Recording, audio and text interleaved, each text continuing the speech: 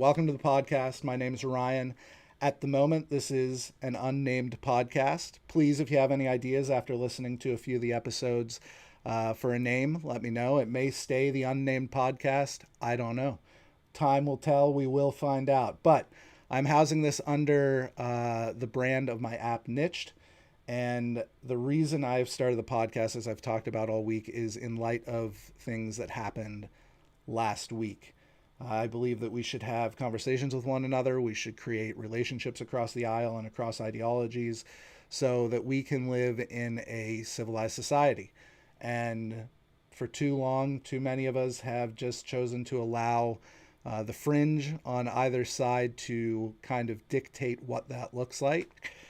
And I am not going to sit on the sidelines anymore. I'll be honest with you guys. I would rather just be working on my businesses right now. I would rather not be taking an hour to talk about, or roughly an hour to talk about whatever other stuff. I have these conversations all the time. I don't need to put it out online. But if voices are going to be silenced at the end of a barrel, I am going to have the courage to speak up. And I hope you do too. I hope you are encouraged to speak up about whatever you believe so that, one, if our beliefs are right, we can find more people to listen and talk to about those beliefs. And two, if our beliefs are wrong, we can be challenged by others who have different knowledge or different viewpoints, so we can then correct our beliefs. That being said, today I would like to talk about cancel culture a bit. The left has kind of lost their minds a little bit over the Jimmy Kimmel situation, and I saw an article that kind of touches on that, and I think we should go over it and see what it says. Then I'll give my perspective. All right, so MAGA flips on cancel culture. So this is kind of a there's like 3 articles in one. Not sure why they're doing this, but it's like their morning report. So Republicans campaigned against cancel culture. Now they're the ones canceling.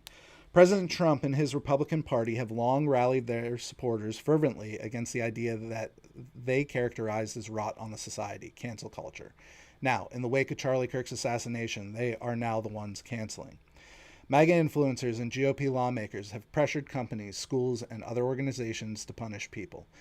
They perceive us using offensive language on social media, on camera, or in public spaces. The move to snuff out Kirk's detractors made it to late-night TV when Disney's ABC announced it was pulling Jimmy Kimmel Live indefinitely, following the host's comments about the motivations of the man who authorities say fatally shot conservative activist Kirk. Yeah, we went over that yesterday, so take a look at that. Kimmel was lying. Kimmel was not telling the truth there, and that's why ABC made the decision they did. Kimmel's removal has put the spotlight on Brendan Carr, chairman of the FCC, the independent agency that regulates the broadcast television industry and other platforms. Since he took the job, Carr has launched a wave of investigations against leading media corporations and criticized some for perceived liberal bias. Vice President J.D. Vance, one of the Trump's administration's loudest defenders of free speech, has now become one of the loudest voices, calling for those disparaging Kirk to be disciplined. While hosting Kirk's namesake podcast, Vance told listeners to call the employers of those they see or hear speaking negatively of the conservative activist. Meanwhile, Trump suggested that television broadcasters he deems unfriendly could lose their FCC license. A similar threat Carr made before ABC announced Kimmel would be off the air indefinitely. While the shifting of the free speech goalpost has met with backlash from others on the right, some inside and close to the Trump administration have rejected suggestions of hypocrisy by insisting that what they are engaging in does not amount to cancel culture. Instead, the consequence culture argument calls back to an idea progressives raised in response to earlier cancel culture debates. It is the essential poor decisions and mistakes resulting in consequences, whatever they may be. All right, so a couple of things here. I'm not positive. We can look at this link, but I imagine that the companies, schools, and other organizations that they're punishing people who are using offensive language on social media. Look, if the government is pressuring someone to do something that is not in keeping with the law, then I think that's completely wrong. When Trump says things like maybe certain channels will lose their broadcasting because they, essentially aren't on the same page as him. That's wrong. I haven't really dug into the quotes. What I tend to see of things on both sides really is there's not a honest conversation being had. People will clip out a certain segment that then can be kind of twisted into whatever they want it to say, essentially. So if the government's getting involved, that is a level of cancel culture that we have not seen before. In the sense of if they're getting involved when there is no regulatory or legal reason for them to get involved. I'm a big fan of small government. I want less government in my life so that we can make decisions freely, and so that we can move to states and townships that more align with what we believe and what we want to be doing in our lives. Now, when Vance encourages, and again, I didn't listen to Charlie Kirk's show when Vice President Vance hosted it the other day, but if he is encouraging people to call others and essentially dox them, I'm not really for that. Personally, on a personal level, I'm not for that. I would rather live in a world where we would not have to worry about or consider these types of things. Now, the thing is, even in the midst of this, the passions are running high, frustrations are running high. J.D. Vance and Charlie Kirk were very good friends, so obviously he's frustrated. Trump and Charlie Kirk were very good friends, so obviously they're frustrated. When we're angry, we tend to make poorer decisions. So what I would say is that's not a good thing, but I would also say that is not exactly MAGA flipping on cancel culture. Something egregious happened. People are saying terrible things. They're likening it to not being outraged enough for child school shootings and that type of thing. And that, of course, is something that any sane and healthy person is disgusted by. So the frustration is understandable, I think, on the right about what happened, but I wouldn't call it cancel culture, because the original argument against cancel culture was when somebody that somebody on the left or a leftist didn't like was in the public view and they were trying to get them canceled, they would go back 10 years and dig up some tweet they said when they were 15 years old and in high school, and there's no benefit of the doubt. There's no consideration for the fact that people may change opinions. Back in the wild, wild west of social media, when social media was first really coming to prominence in the early 2000s, people would share all sorts of egregious things, right? Telling a nuanced joke shouldn't get you canceled, and that was the original argument against cancel culture. Now, going on national television in front of millions of people and just completely lying about the situation, that's something different in kind. And if ABC made the decision on their own, if Disney and ABC made the decision on their own to say, all right, we're pulling Kimmel off the airways right now indefinitely, and then they gave him, what I saw today was they told him that he needed to submit a formal apology and also make a decent donation to Charlie Kirk's organization, Turning Point USA. So they're giving him a path to redemption. I said, I think on the first episode, I believe in redemption. I'll continue to talk about redemption because I believe that human beings can be redeemed and human beings can change. I believe that we all can come to a better knowledge and understanding of the world around us and who we are. But if ABC made that decision on their own, absolutely 100% is not cancel culture. You won't convince me otherwise. If the federal government, the FCC, they went to ABC and said, if you don't take Jimmy Kimmel down, you're going to have problems, that's just as bad as the Biden administration's FBI going to the social media sites and saying, you need to suppress this story because it's not true. So that's kind of my take on it. If the government's getting involved, yeah, it's probably cancel culture. Is it a flip? No, it's not, in my opinion, still. Even if the government's choosing to get involved. I think it's wrong.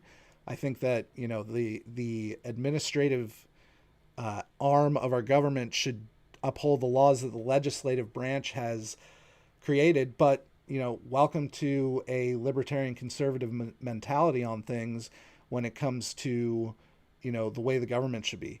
I'm small government. I don't want the government. I don't want an administrative state. There doesn't need to be any of these things on the federal level. I could see an argument for some of these administrative organizations on the state level, but to have it top down from the federal level, the federal government needs to be a heck of a lot smaller. Because the administrative state is so big, you got the ABC boys out there. Every organization under the sun is under the purview of the president. That gives the president a lot more power than was ever intended to have. The legislative branch was supposed to have most of the power.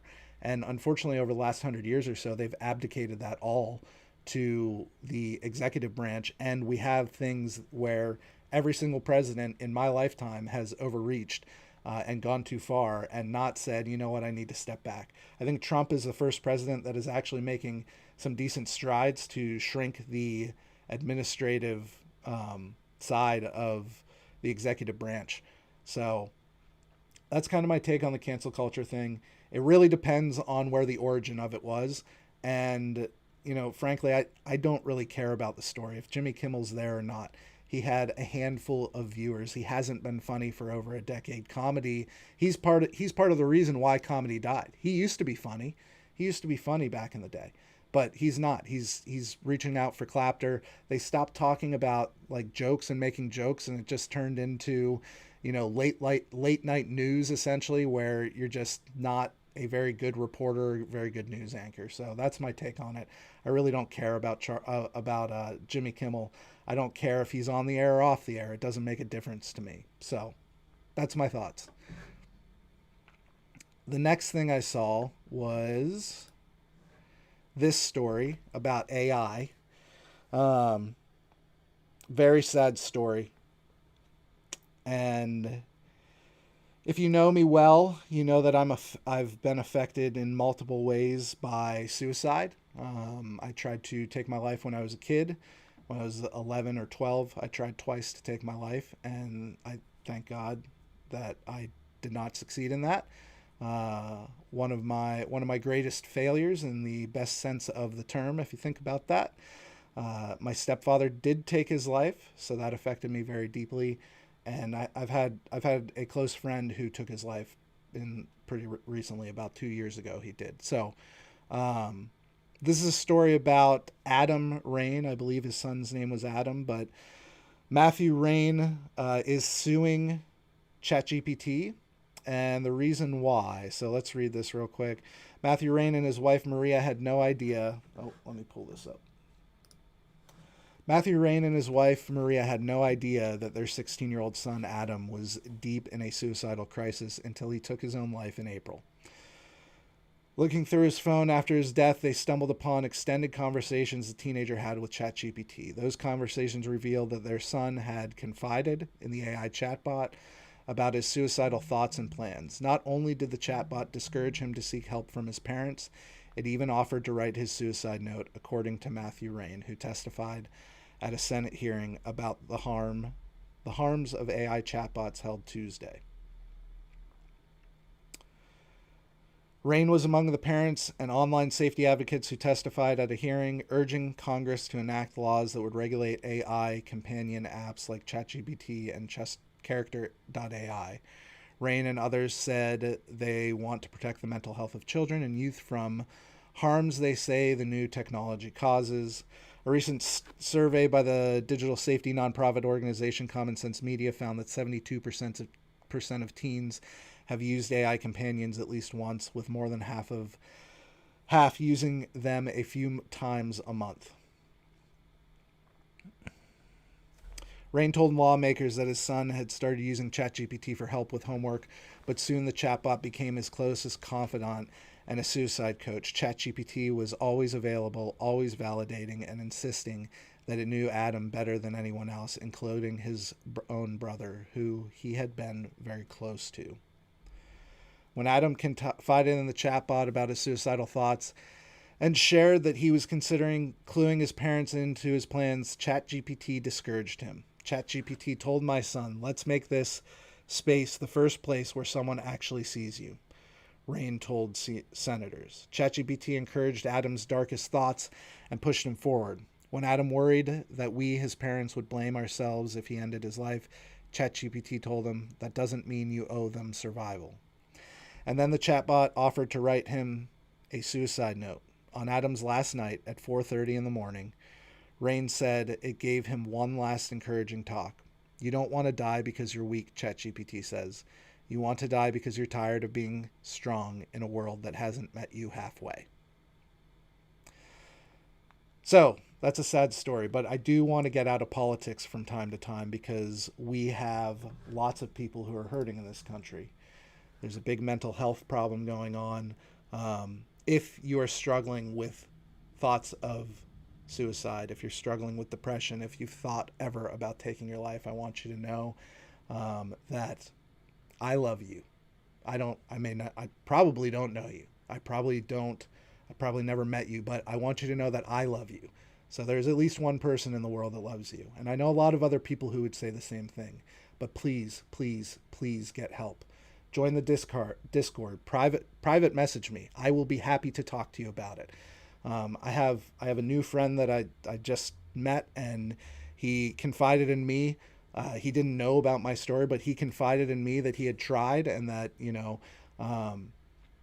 he was kind of at his wit's end.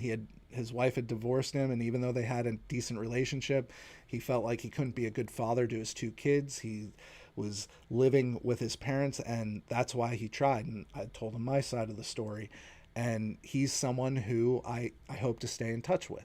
So anyway, if you're dealing with that, I do love you. Please reach out to someone. Reach out to me. I am not a professional, but really you should talk to a professional.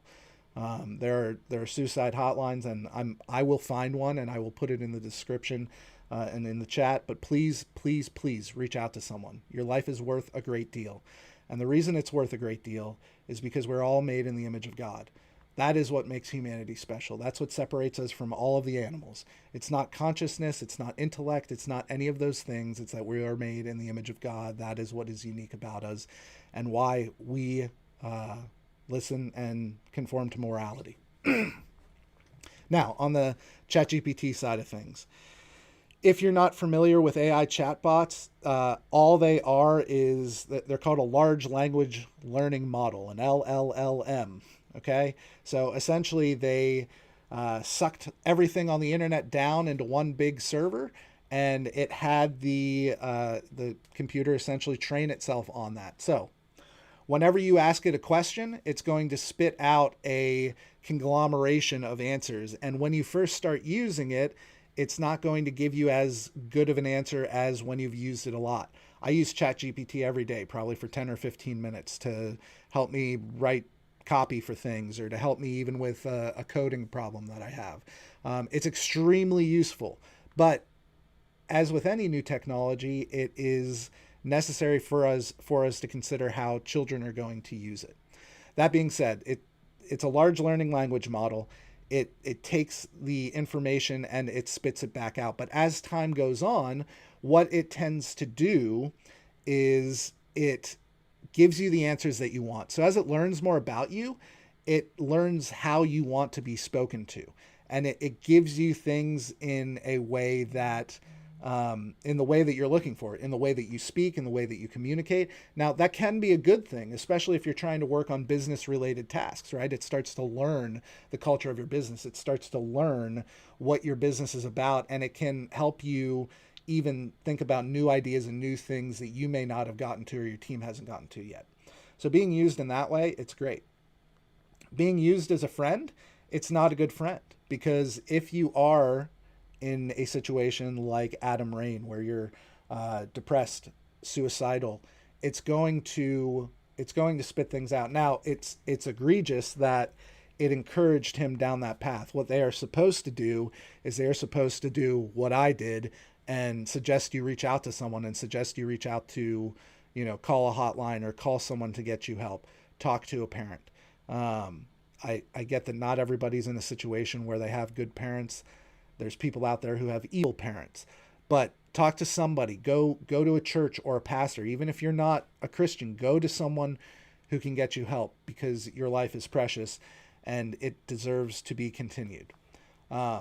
Anyway, that being said, AI is amazing. It's going to be an amazing tool. It's going to get integrated into everything. If you are a breathing human being, you need to learn how to use and understand AI, because you will not be able to get away from it in the future.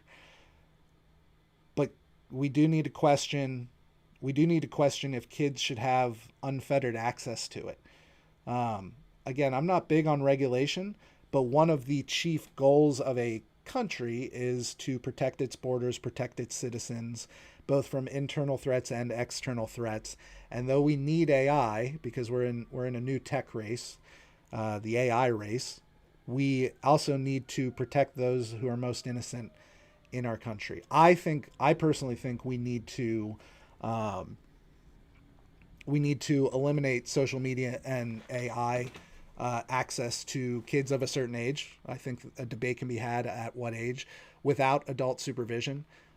Personally, I think that advertising to people under a certain age should be banned as well, because we don't need young people being bombarded by advertisements all the time.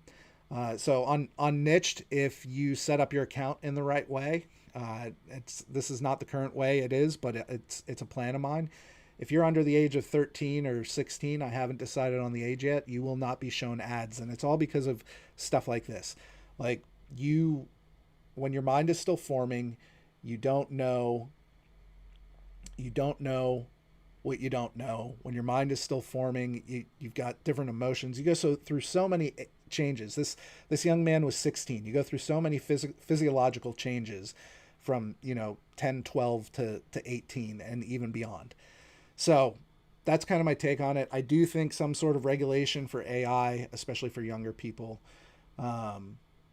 Bearded Junk Removal said they need to be teaching how to use AI in schools. Yeah, 100%. Even better, we need to have our kids be homeschooled and we can teach them how to use AI. Yeah, that's awesome, man. I know you ran a social media management company for a little while and leveraged AI greatly from that. You actually got me using it more than I was. So cool. So that's sad story. Not a great story. I commend Mr. Rain, Adam's father, for going in front of Congress and having the courage to talk about it. Adam took his life in April. So if you find that you need to do something about that, pray for them and ask that they have peace. They certainly have a great deal of courage.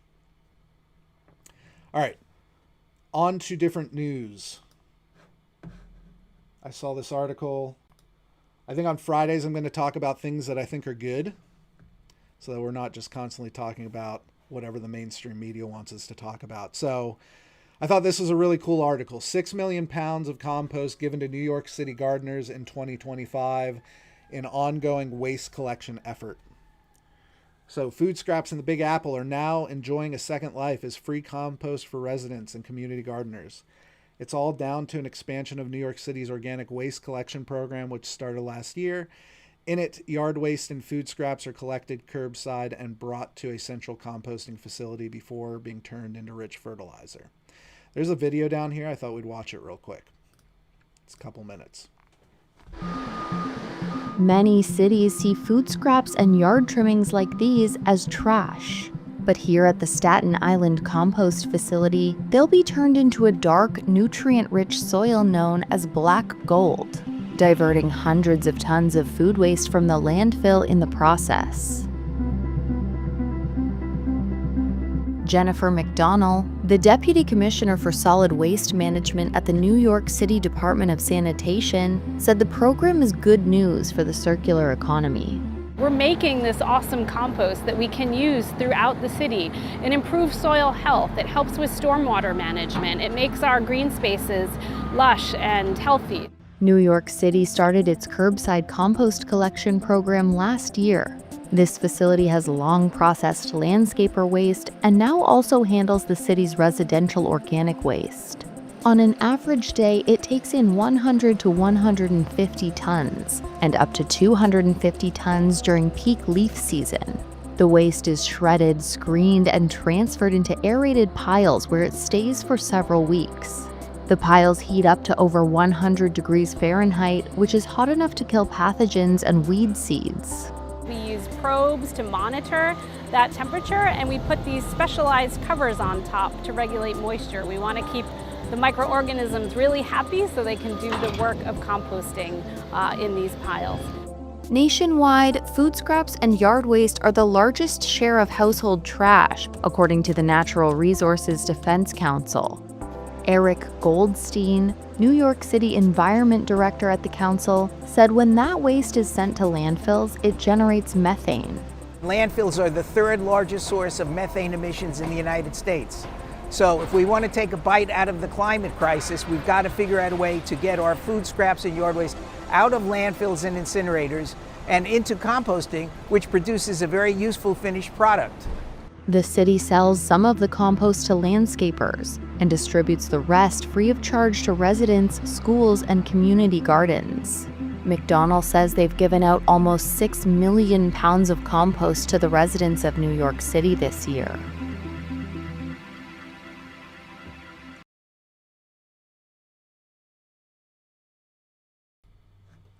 Yeah, cool. So, though I probably don't agree with the ideology of why necessarily they started this program, I think this is a good thing. I think we should all try to have the intellectual honesty to say, okay, even though I don't agree with the ideology of whatever's going on or the why behind it, the thing that it is good. So that's great. You know, there's 6 million pounds or tons. What do they say? 6 million pounds of compost that otherwise would have sat in a landfill or been burned that is going back out into New York City. I think we should be doing more of this. I mean, you can compost in your own home. You can create a worm farm even to accelerate that composting.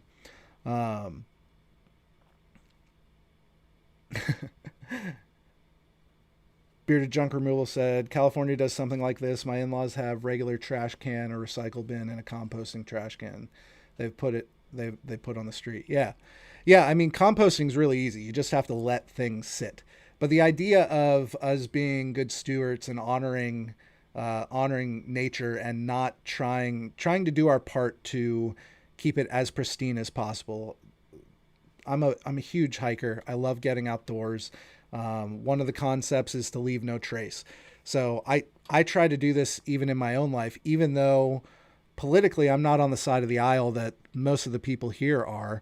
There's good things going on with composting, right?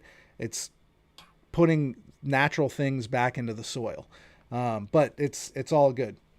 Emilio, if you want to make free compost, just take all your scraps and get a couple bins and get some worms, and you'll have good compost in about a week. So this was a good story, I thought, and I just wanted to share it because I want to be sharing some positivity as well. The last story I wanted to talk about here is this. This is a really cool story, I think, and it kind of goes along the same line. So, pizzeria owner sees people eating from dumpster, offers them free food. Nobody deserves that. I can't sit in a building full of food and watch somebody starve in my parking lot, says Pizza Man owner Chris Kolstad. Chris Kolstad had seen people fishing out food from the dumpster behind his pizza shop before, but recently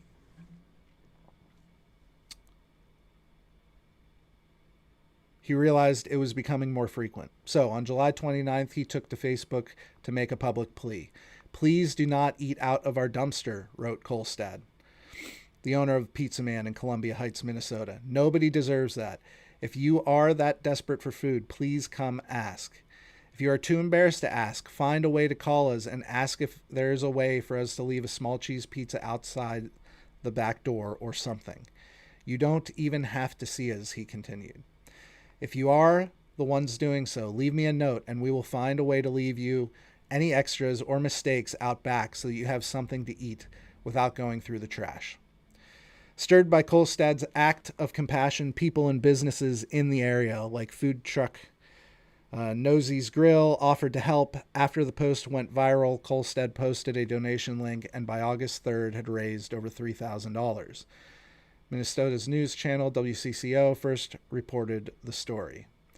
Now, over a month later, Kolstad had raised over $1,000 more, he says, pretty much from day one of taking ownership of the shop. Nearly 6 years ago, Kolstad tells Today.com he's seen signs of people eating from the dumpster. Yeah, how cool. That's awesome. As a business owner, myself, like, of course, if I can help people who are in need, I try to help people in need. If I owned a food establishment, I would have a policy that if you said you couldn't afford it, I would just give you the food.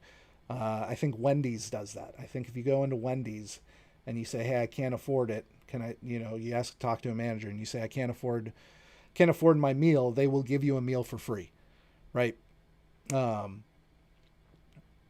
That's how it's supposed to work. Communities are supposed to take care of each other. We're supposed to have tight-knit ties with our neighbors, and in this digitalized world, we are not so close to one another anymore. 100 years ago, 150 years ago, if someone was widowed, they would be taken care of by the community. If someone lost a parent, they would be adopted by a relative or taken care of by the community oftentimes. It wasn't perfect, right? There's a reason why you had to have 5 children back then so that 1 or 2 of them could survive. But the government's kind of come in to take over this, and a lot of people feel like it's not their need. It's not their responsibility to do it. But I would say it is our responsibility to do it, especially if we don't want the government doing it. So I think we would live in a better world if we took care of our neighbors on a one-to-one basis, because I guarantee the guys in Washington, D.C. don't know what your neighbor needs better than you know what your neighbor needs. So I would encourage each and every one of us to do this. I think this is an awesome story, giving out food. A pizza costs $20 up here in the Northeast, but it costs the shop probably $4 or $5 to make, especially if you take out salaries and stuff like that. Not that you can as a business owner, I get it, but we live in a prosperous society when the pizza restaurant owner assumes the homeless have a smartphone and Facebook. I did read in another story that they did reach out to them on Facebook, but you're absolutely right. Our society is beyond blessed. It's one of the reasons we can even have some of these stupid arguments that we have on a day-to-day basis, because we're not struggling to find, a pound of rice so that we can feed our children. Our pizza shop in town has pizza that pays for extra meals that are given out when people are in need. Our community always comes together for each other. It's refreshing to see and experience. Yeah, that's awesome. That's awesome. I have close ties with the manager at the one pizza shop that I like going to. In fact, that's where I'm going next, because it's my Friday thing to go get some pizza and not eat as much protein and consume a little more carbs. But I'm sure if someone came in and said, hey, I can't afford this, they would pull a couple slices out of the case and give them what they needed. But my point being is, I think we need to encourage this more on an individual level. We need to encourage more of our friends and our neighbors to, instead of looking at that homeless guy and saying, well, you might go buy drugs. And I was on the other side of this issue. This is a place where I've grown. Oh, that guy might go buy drugs. Let's hand him a water. Let's go buy him some food. If you don't feel comfortable giving him cash, let's give him cash. If you don't have time to go buy him food, let's make a point to create a relationship with that person, because in a country as prosperous and wealthy as America, no one should be going hungry. There's so much food thrown away. I mean, I didn't intend for this to be the way the conversation went, but the story I just talked about before was about all this food waste being turned into good dirt. That's a good thing. But we have a bunch of excess here, and we can all afford to, be able to give a little bit extra. I mean, you can get a meal at McDonald's for $5. They've gotten a lot more expensive in recent years, and it's not the best food to give to somebody. But I mean, bananas. You could go buy a whole bushel of bananas for like $100. I don't even know if a bushel of bananas is a thing, but my point is, you can buy a ton of bananas, right? So let's take care of one another. Let's lead by example and take care of those who are in a less fortunate situation than we are. Let's not judge people. That's kind of my perspective and what I'm trying to focus on. So I think Fridays I'm going to talk about good stories, stories that are uplifting. Maybe I can, if I find enough of them. It was hard to even find 2 uplifting stories to talk about. But if I can find enough of them, I will continue to talk about them more often. If you guys see anything out there that you are interested in me talking about or putting on the podcast, please let me know. Either drop it in the comments or put it in the Discord. All right, last thing I want to talk about today. Yesterday I read the opening of the Bill of Rights and the first 3 amendments. I'm going to do, I think every day I'm going to do at least a little bit of U.S. history, because we do live in the greatest, most prosperous, most blessed, and most blessing nation in the world. So I think it's important to talk about the merit of how we were founded. So we talked about Amendment 1, 2, and 3 yesterday. We're going to do 4, 5, and 6 today. For all you public schoolers that can't read Roman numerals, IV is 4, VI is 6. So Amendment 4 to the Constitution: the right of the people to be secure in their persons, houses, papers, and effects against unreasonable searches and seizures shall not be violated, and no warrant shall issue but upon probable cause supported by oath or affirmation, and particularly describing the place to be searched and the persons or things to be seized. Isn't that amazing that the protections of personal property were put into place 200 years ago into our country? So this is property rights, right? This is the protection from just someone coming into your home, some law enforcement officer coming into your home. They have to have probable cause. They have to give an oath to it. Yeah, absolutely a great thing. Amazing thing. It's amazing to think that this was put into place 200 years ago. All right, Amendment number 5. No person shall be held to answer for a capital or otherwise infamous crime unless on a presentment or indictment of a grand jury, except in cases arising to the land or naval forces or in the militia, when in actual service in time of war or public danger.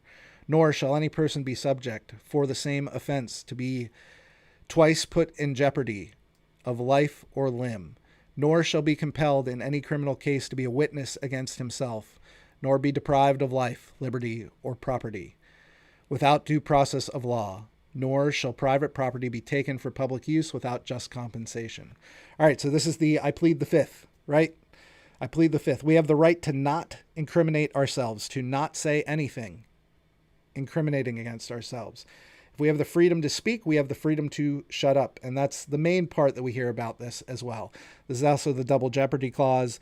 It's also saying that grand jury is required, except for in the cases of military forces, right? So another great thing, I don't have to give evidence. It's not criminal for me to not give evidence against myself. Now, I think we could have a debate on whether a Christian should or should not.